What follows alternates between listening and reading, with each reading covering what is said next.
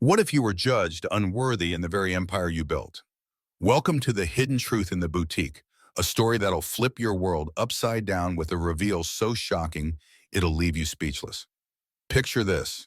A woman walks into a glitzy fashion boutique, dismissed as a nobody by the staff who think they know wealth. But she's hiding a secret that'll make them regret every word. Buckle up, this tale of prejudice, power, and redemption is about to take you on a wild ride.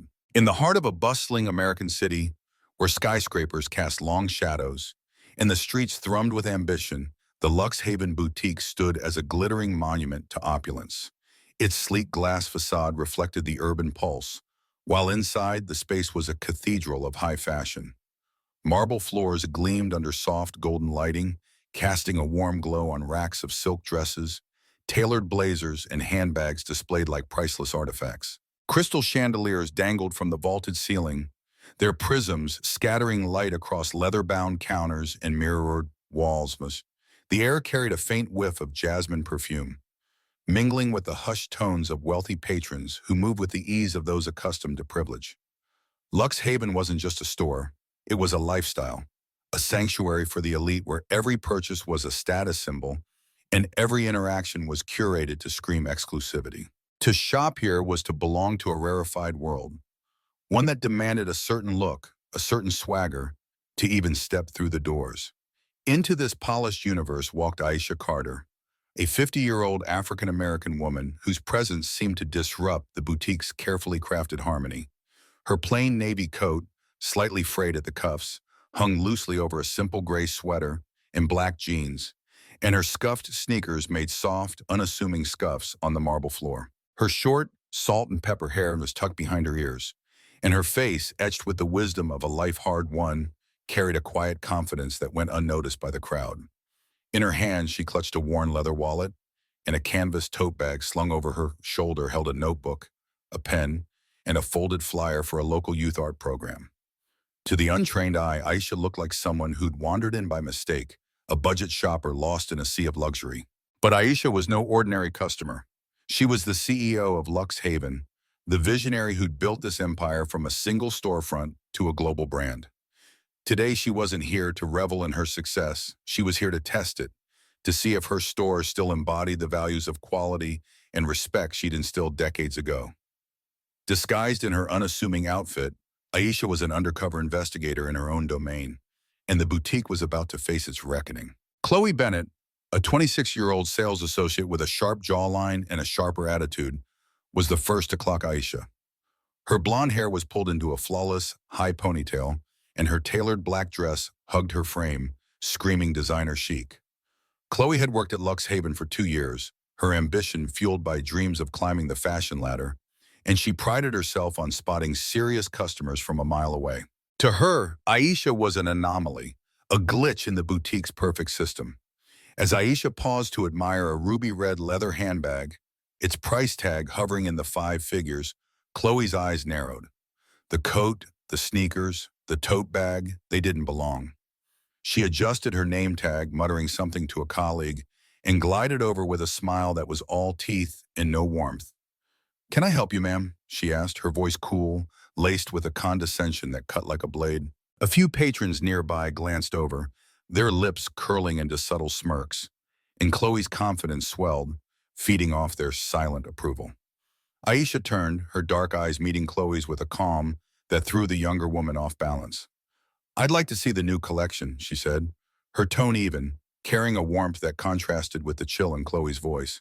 Chloe blinked, momentarily disarmed by Aisha's composure. Most people she confronted tourists, browsers, either flustered or backed away.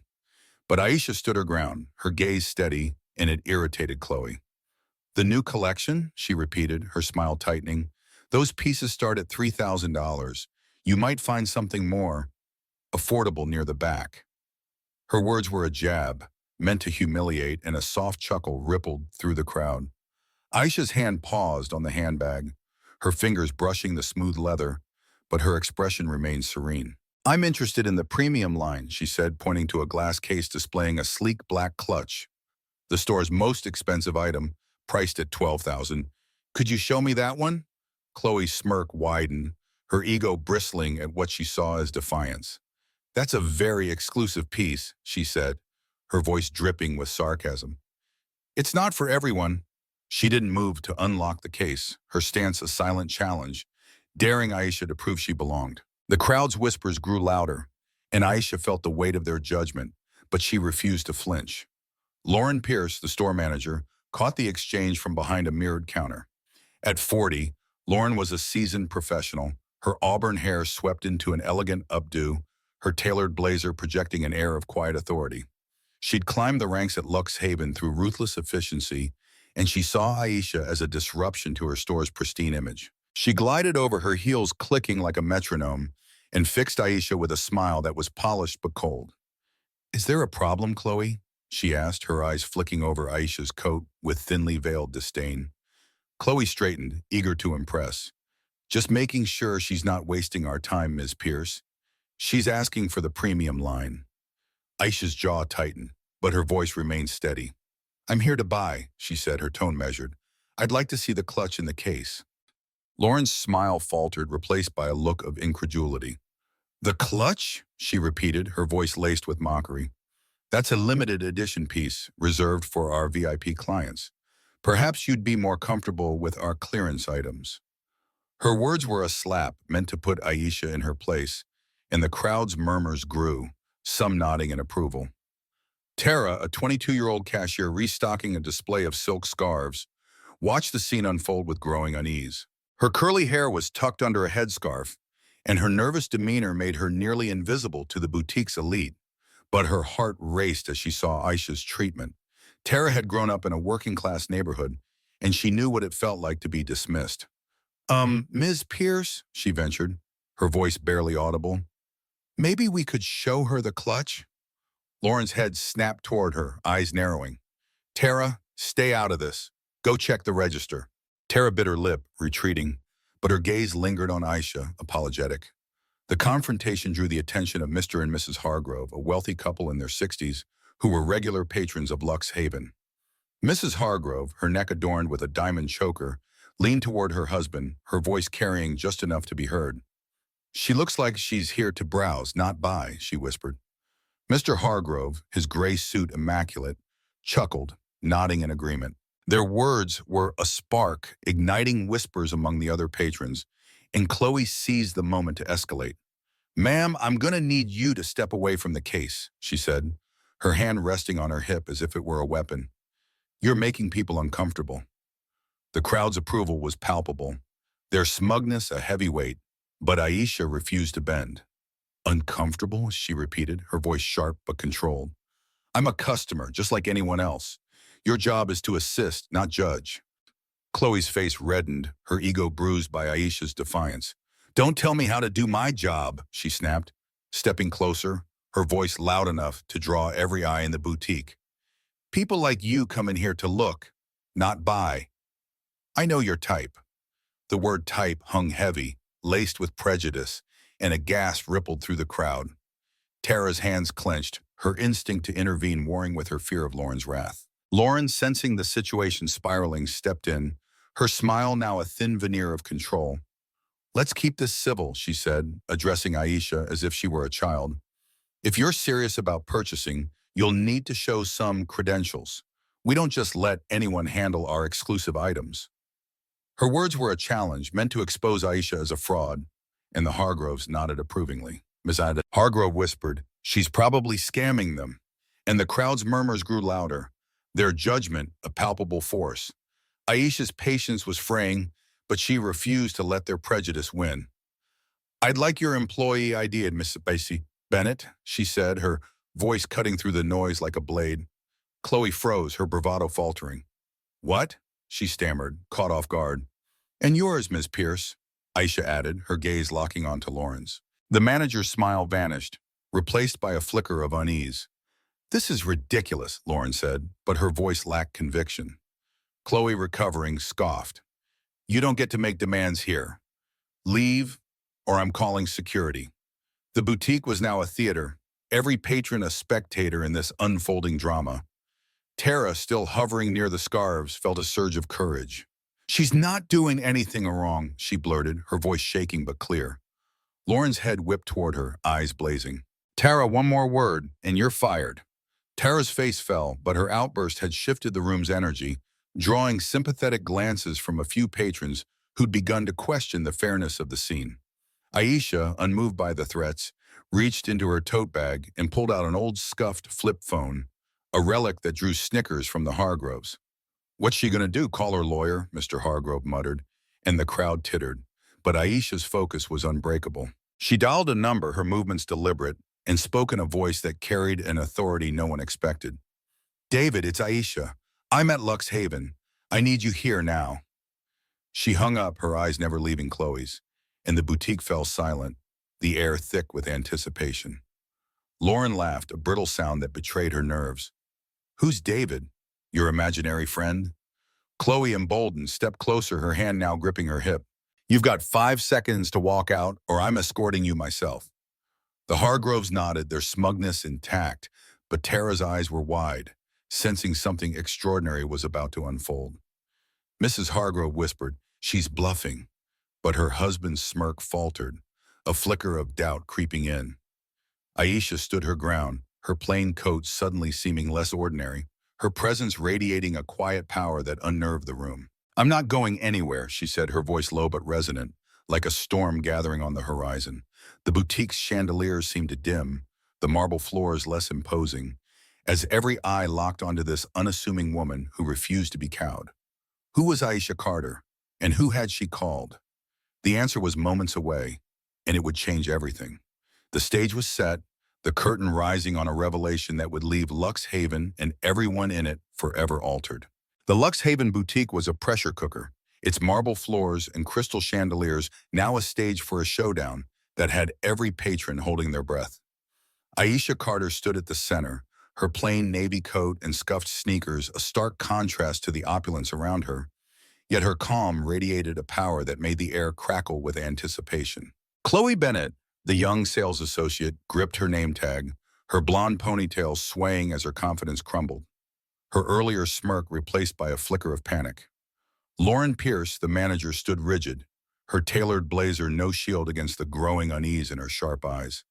The crowd-wealthy patrons, curious browsers, and a few stunned staff watched in rapt silence, their phones quietly recording the scene. Tara, the young cashier, clutched a stack of silk scarves, her eyes darting between Aisha and the boutique's glass doors, where something monumental was about to unfold. Mr. and Mrs. Hargrove, the elitist couple, whispered nervously, their earlier smugness fading as Aisha's cryptic phone call to David hung in the air like a loaded gun. The boutique was no longer a sanctuary of luxury, it was a battlefield, and Aisha was about to rewrite the rules. The doors swung open with a soft hiss, and in strode David Langston, a man whose presence silenced the room without effort. At 55, David was the CFO of Luxe Haven, his tailored charcoal suit fitting like a second skin, his salt and pepper beard framing a face both commanding and composed. His wire-rimmed glasses caught the chandelier light, and the leather briefcase in his hands signaled authority. Flanking him was a woman in her 40s, her crisp blazer adorned with a legal firm pin, her expression all business, a corporate attorney named Karen Wells. The crowd parted instinctively, and Chloe's hand froze on her name tag, her bravado evaporating under David's gaze. Lauren's lips parted, but no sound came, her mind racing to process the shift in the room's energy. Tara's jaw dropped, the scarves slipping slightly in her hands, while the Hargroves exchanged uneasy glances, their whispers dying out. David's eyes locked onto Aisha, and he gave a respectful nod. "Ms. Carter," he said, his deep voice cutting through the silence like a gavel.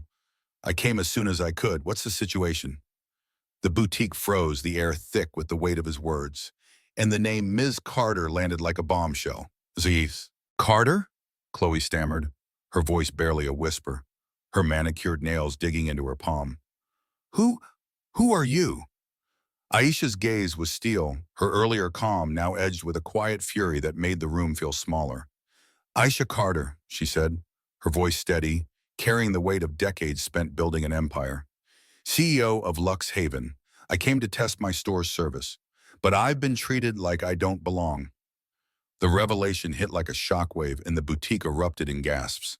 Tara's scarves tumbled to the floor, her eyes wide with awe, while the Hargroves froze.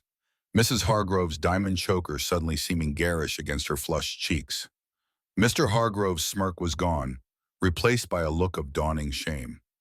Chloe's knees buckled slightly, her face paling as she clutched the counter for support, and Lauren's hands trembled, her career flashing before her eyes. The crowd's murmurs grew louder, phones raised higher, capturing every word. Karen, the attorney, adjusted her glasses, her pen poised over a notepad, ready to document the fallout. David stepped forward, his presence amplifying Aisha's authority.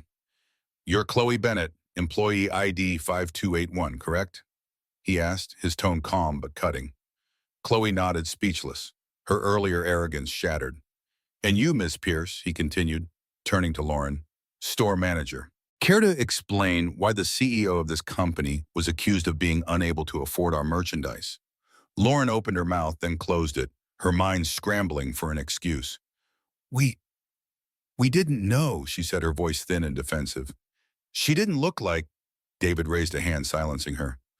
"Like what?" he asked, his brow arching. "Like the woman who built this brand from nothing?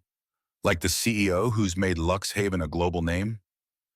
The crowd gasped again, and Aisha's eyes darkened, her resolve unbroken.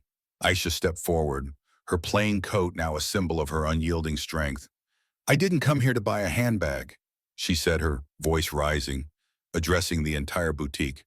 "I came to see if my stores still value respect over appearances. You, Miss Bennett, mocked me for my clothes. You, Ms. Pierce, suggested I try a discount store. And you," she turned to the crowd, her gaze sweeping over the Hargroves, "stood by and let it happen." The Hargroves flinched, Mrs. Hargrove's hand clutching her choker, her earlier prejudice now a weight she couldn't shed. Mr. Hargrove cleared his throat, but no words came, his wealth no shield against his guilt. Tara, emboldened by Aisha's strength, found her voice. "I heard Chloe earlier," she said, her voice shaking but clear, stepping out from behind the scarves. "She said people like her shouldn't be allowed in. She told me to ignore anyone who doesn't look rich." The crowd gasped, and Chloe's eyes glistened with panic. "That's not true," she cried, but her voice cracked, betraying her guilt. Tara stood her ground, her headscarf no longer a mark of invisibility, but a badge of courage. "I'm not lying," she said, her gaze meeting Aisha's. "I saw how they treated you from the start." Karen scribbled furiously, her pen capturing Tara's testimony, while David nodded, his expression grim. "We're recording this," he said, gesturing to Karen's tablet, its camera blinking red. "Ms. Bennett, Ms. Pierce, anything to add?" Chloe's voice was barely a whisper. "I didn't know who she was," she pleaded, tears welling as she realized the depth of her mistake. Aisha's gaze softened, but her resolve was iron. "You didn't need to know who I was," she said. "You should have treated me like a customer, not a stereotype." Lauren, sensing her career slipping away, tried to salvage her position. "Ms. Carter, let's discuss this privately," she said, her tone forced and syrupy. "We can offer you the clutch, a full discount." Aisha cut her off, her voice like a whip. "I don't want your clutch. I wanted a store that lives up to my vision, one that welcomes everyone, not just the wealthy." Hargrove stepped forward, her voice shaky. "Ms. Carter, I was wrong too," she said, her diamonds clinking softly. "I judged you, and I'm sorry." Mr. Hargrove nodded, his gray suit no longer a symbol of superiority. "We'll support your vision," he added, and the crowd murmured, some nodding in agreement, others grappling with their own biases. Aisha acknowledged them with a nod, but her focus remained on Chloe and Lauren. "This isn't just about me," she said, her voice rising, addressing the entire boutique. "It's about every person who's walked through these doors and been made to feel less than. I built Luxe Haven to be a place of quality and respect, but you've turned it into a club for the elite." David turned to Aisha, his expression deferential. "What's your call, Ms. Carter, Mom?" he asked, his briefcase a silent promise of action. Aisha paused, her eyes sweeping the boutique, the chandeliers, the handbags, the faces now watching her with a mix of awe and shame. "I was testing this store for a new diversity initiative," she said, her voice steady but firm. "A program to make Luxe Haven a leader in inclusive luxury, but your actions have put that at risk." The crowd gasped, and Chloe's tears fell faster, her career unraveling with every word. Lauren's face crumpled. her ambition crushed under the weight of her prejudice. Unless you commit to immediate change, Aisha continued, I'll close this store and make sure the world knows why. The threat was a bombshell, and the boutique's silence was deafening, broken only by the soft hum of Karen's tablet recording every second. Tara, still standing near Aisha, felt a surge of pride. You're incredible, she whispered, her eyes shining. Aisha's smile was brief but warm, a flicker of connection in the chaos. David turned to Chloe and Lauren, his voice cold. You've got 24 hours to submit written statements, he said. The board will review your conduct, and these videos, he gestured to the crowd's phones. Aisha, off haunts. Will be evidence, Chloe's sobs grew louder, her arrogance shattered, while Lauren's hands clenched, her career hanging by a thread. The Hargroves stood silent, their wealth no shield against their guilt. Tara's courage had sparked a shift, and the crowd's whispers grew louder, some calling for justice, others grappling with their own complicity. Karen's tablet blinked steadily, ensuring the truth would not be buried. The boutique was a battlefield, and Aisha had won without raising her voice. But the war for change was far from over. Chloe's career hung in ruins, Lauren's authority was shattered, and Luxe Haven's reputation teetered on the edge. What would the board do to salvage the store? Would Aisha's demand for reform be met? Or would the videos now circulating spark a reckoning beyond these walls? The stage was set for a final act, and Aisha's truth was a force no one could ignore. The Luxe Haven Boutique, once a gleaming fortress of exclusivity, was now a crucible of reckoning. Its marble floors and crystal chandeliers bearing witness to a seismic shift sparked by Aisha Carter's unyielding stand. The videos capturing Chloe Bennett's prejudice and Lauren Pierce's complicity had erupted across social media, tagged with hashtag #LuxeHavenScandal, and amassing millions of views within hours. The boutique's name, once a beacon of prestige, was now a lightning rod for outrage, with boycott calls echoing from coast to coast. Customers flooded the corporate office with emails, some demanding reform, others sharing their own tales of being dismissed at Luxe Haven stores. Inside the boutique, the air was thick with the fallout of Aisha's revelation. Chloe stood trembling, her blonde ponytail limp, her earlier arrogance replaced by raw panic as tears streamed down her face. Lauren, her tailored blazer creased, clutched a counter, her sharp eyes dulled by the realization that her career was unraveling. Tara, the young cashier, stood near the silk scarves, her headscarf a quiet symbol of her courage, her eyes shining with awe at Aisha's power. Mr. and Mrs. Hargrove, the wealthy patrons, lingered in the crowd, their earlier smugness buried under a heavy shame that mirrored the shifting mood of the onlookers. David Langston, the CFO, loomed with his attorney, Karen Wells, their presence a silent promise of accountability, their tablet still recording every tense moment. Aisha herself was the calm at the center of the storm, her plain navy coat now a badge of honor, her presence a testament to a vision that refused to be dimmed. The boutique was no longer a temple of luxury, it was a battleground, and the fight for a new era had just begun. Aisha's demand for change, a public apology, comprehensive staff retraining, and a partnership with her diversity initiative hung over Luxe Haven like a guillotine. Chloe's voice broke through, raw and desperate. Please, Miss Carter, I didn't mean it, she sobbed, her manicured hands shaking as she clutched the counter. I didn't know who you were. Aisha's gaze was steady, her earlier warmth now tempered by resolve. That's the problem, she said, her voice cutting through the boutique's silence. You shouldn't need to know who someone is to treat them with respect. Lauren, her composure fraying, tried to salvage her position. Ms. Carter, we can fix this, she said, her tone forced, her auburn updo loosening. Let's meet privately, work out a solution. Aisha raised a hand, silencing her. This isn't a negotiation, she said. It's a wake-up call. You've turned my store into a place that excludes, and that ends now. The crowd murmured, some nodding in agreement, others filming with renewed intensity, their phones a chorus of accountability. Outside, the scandal was spiraling into a national firestorm. Jamal Reed, a 32-year-old journalist for the Urban Pulse, had been alerted by a patron who'd shared a video. Jamal, known for his incisive reporting on social issues, arrived at Luxe Haven just as David and Karen were addressing the crowd. His camera crew captured the tense scene, Aisha's quiet strength, Chloe's breakdown, Lauren's desperation and his live social media posts went viral, amplifying the story to millions. A CEO was shamed in her own boutique for her appearance, Jamal tweeted.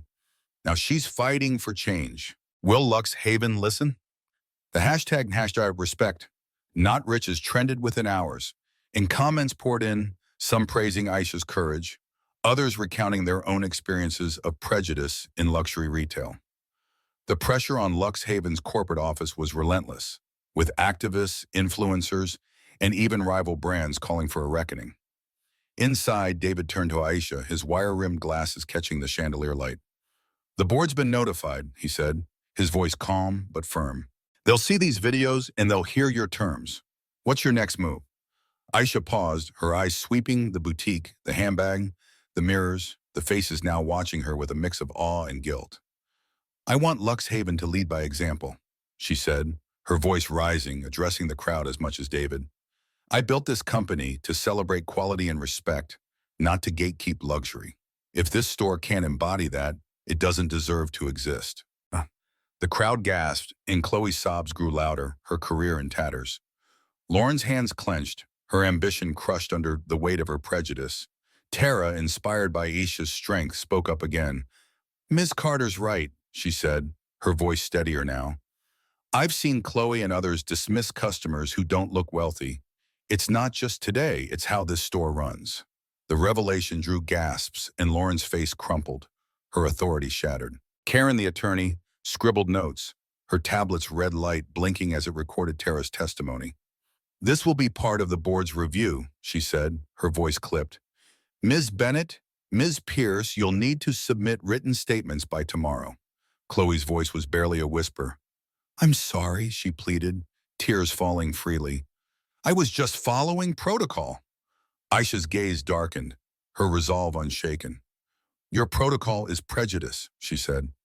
And it stops here, Mrs.